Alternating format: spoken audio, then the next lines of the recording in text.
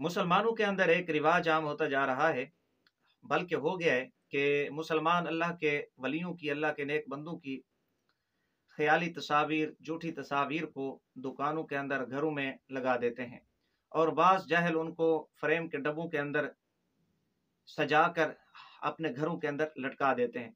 और बाज़ जो हालात फिर उनके सामने हाथ बाँधकर, जिस तरह बुतों के सामने हाथ बाँधकर इंसान खड़ा होता है, वैसे ही खड़े हो जाते हैं और मालाएँ वग़ैरह और इसके अलावा बत्तियाँ वग़ैरह उनके ऊपर जलाते हैं।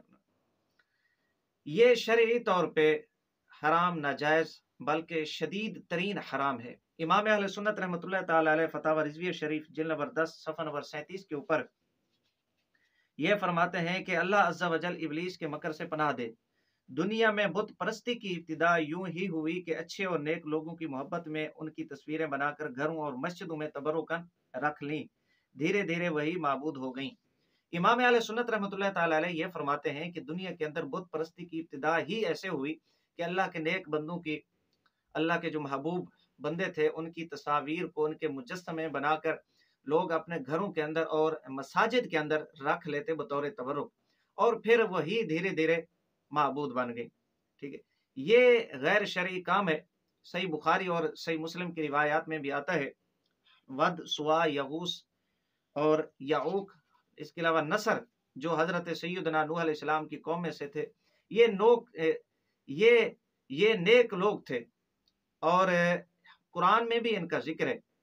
जबकि मुशरिकीन इनकी पूजा करते हैं, वो इसलिए कि इनके विसाल के बाद लोगों ने इनके मुजस्समे बनाकर अपने घरों के अंदर रख लिए, और उस वक़्त ये सिर्फ़ मोहब्बत में आकर किया गया कि इनसे मोहब्बत लोग इतनी करते थे कि इनके मुजस्समे बनाकर उन्होंने अपने घरों के अंदर रख लिए, सजा लिए।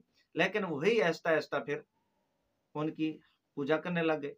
तो ये गैर शरई काम है, शरीयत के अंदर इसका कोई तसव्वुर नहीं है कि अब तस्वीर को, वो चाहे अल्लाह का कितना ही मुकर्रब बंदा क्यों ना हो, उनकी तस्वीर को बनाकर, सजाकर, फ्रेम के अंदर लगाकर अपने घरों में लगाना, दुकानों में लगाना, ये बिल्कुल नाजायज़ है, हराम है, शदीद तरीन हराम है और इसका अंजाम कुफ्र है। मुसलमानों को इस बुरी आदत से, बुरी रस्म से बचना चाहिए।